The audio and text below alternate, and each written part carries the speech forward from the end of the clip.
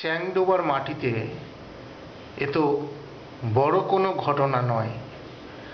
সামন্তদের বড় ছেলেটা জুট মিলে কাজ পেয়ে যখন কলকাতা থেকে বউ নিয়ে এলো, জমি ভাগ বসিয়ে বাপ মা মরা অসহায় ছোট ভাইকে একা করে রাত পোহাতে পোহাতে ভিটে মাটি বেচে পালালো কলকাতায়।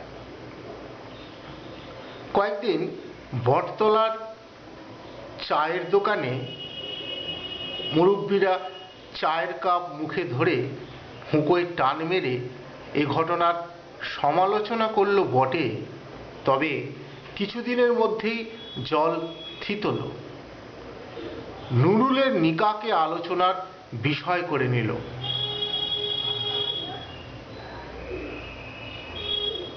খালপাড়ের এক চিলতে এঁদো জমিটা জুটল খাদিজা বিবির নসিবে।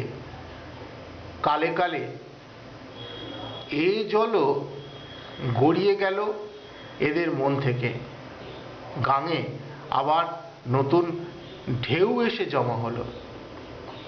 আজ সুবল ও বিমলের ভাগ বটোয়ারার দিন। এরা কাকা ও ভাইপো হলেও নারীর টান ছিল সহোদরের মতো।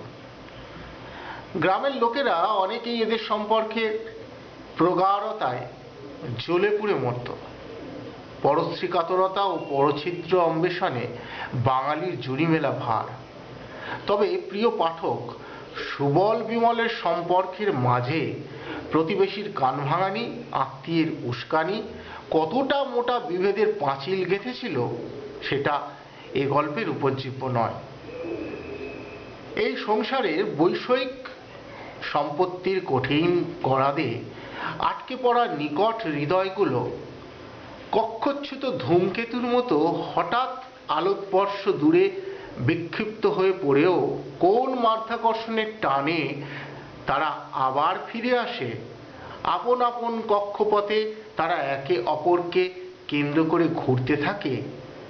কেমন করে কোনোটা পৃথিবীর বুকেই আছড়ে পড়ে আবেগে, এই গল্পে তার অনুসন্ধানের চেষ্টা করতে চাইছি।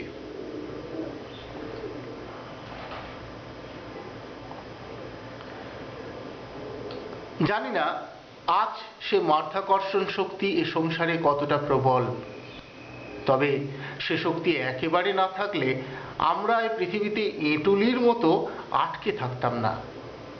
কেন হঠাৎ শরৎ চাটুর্যে মার্কা সংসারের গল্প লিখতে বসলাম বলুন তো? কারণ আজকের সংসারগুলো পিতৃতান্ত্রিক পারিবারিক ব্যবস্থা থেকে ক্রমশ ব্যক্তিকেন্দ্রিক গণতান্ত্রিক পরিবার বা যৌথ পরিবার ব্যবস্থা থেকে একক বা নিউক্লিয়ার পরিবার मैं तुम और मेरा बेटाতেও দাঁড়িয়ে নেই। मैं तुम और ও আরো ত্রিকোণ সম্পর্ক এসে ভিড় করছে। সম্পর্কের টানাপোড়েনে ভৌগোলিক, রাজনৈতিক, অর্থনৈতিক, সামাজিক, নৈতিক, ব্যক্তিক জীবনে বিভাজিত হতে হতে আরো বিচ্ছিন্ন আত্মকেন্দ্রিক হয়ে পড়ছে মানুষ। অথচ বনের পশুরাও সঙ্গবদ্ধ জীবন যাপন করেন। বানরের দল দেখেছেন তো? অ্যানিমেল প্ল্যানেট খুলে দেখুন সিংহ পরিবার কিরকম একটা শিকার ধরে ভাগঝোক করে ভোজ সারছে। অথচ আমরা মানুষেরা কেবল নিজেরা খেতে ব্যস্ত। বনের পশুরা প্রয়োজনের অতিরিক্ত শিকার মারে না। আমরা প্রয়োজনে অপ্রয়োজনে ভবিষ্যতের সংগ্রহে শিকারে লিপ্ত, নিজেরাই শিকার হয়ে পড়ছি। অমানবিকতার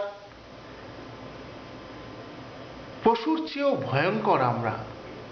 সেই অমানবিকতা থেকে মানবিকতার আলোর উৎসের সন্ধানে এই গল্প। কায়স্থ বোস এক কাটি নিচে নেমে সুবল যেদিন বেড়ার মেয়ের সাথে ভাব জমালো, পাঁচ কান হয়ে কথাটা পৌঁছেছিল বৌদিমণির কানে। অনেকে খোঁচা মেরে বলেছিল, ও তো তোমার পেটের ছেলে নয়। কারো কথা কানে না তুলে অনাথ বন্ধু বেরার বাড়ি নিজেই গিয়েছিল বৌদিমণি সুবলের বিয়ের প্রস্তাব নিয়ে। লোকে ছিছি করলে বলেছিল, যাত্রায় কি জল খাবো, জল খাবো মেয়ের হাতের। সুবলের যে মেয়ে পছন্দ, সে তো আমার পরিবারের অযোগ্য হতে পারে না। বাড়িতে সুবলকে বলেছিল, হ্যাঁ রে, সবিতার সাথে ভালোবাসা করলি, কই আমাকে তো বললি নে। সুবল বৌদিমণিকে জড়িয়ে ধরে বুকের উপর মাথা রেখে বলেছিল, ভয়ে, যদি তুমি মেনে না নাও। মণিমালা একগাল হেসে সুবলের মাথায় হাত বুলাতে বুলাতে বলেছিল, ধুর পাগল, তুই আর বিমল আমার প্রাণ। প্রাণ ছাড়া কি দেহের কি কোনো অস্তিত্ব আছে রে? সুবল বৌদিমণির কোলে মাথা রেখে চোখ বুঝে শুয়েছিল। তার একমাত্র আশ্রয়স্থল এই বৌদিমণি।